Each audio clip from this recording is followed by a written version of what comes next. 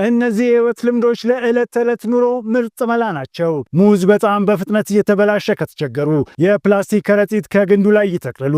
ይህ ለሳምንት ትኩስ ያደርገዋል። ዝንጅብል በፍጥነት እንዳይበላሽ በብልቃጥ ውስጥ ያስቀምጡት። ትንሽ ውሃ ይጨምሩና ብልቃጡን ይዝጉት።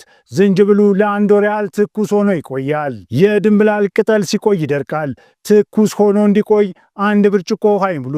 የሎሚ ጭማቂ ጨምሩበትና ያስቀምጡት። ይህም ለብዙ ቀናት ትኩስ ያደርገዋል።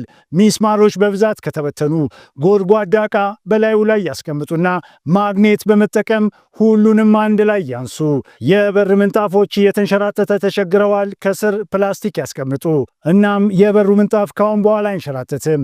ለበለጠ ጠቃሚ ምክሮችና ጠቃሚ የህይወት ልምዶችን ለማግኘት ፎሎ ያድርጉን።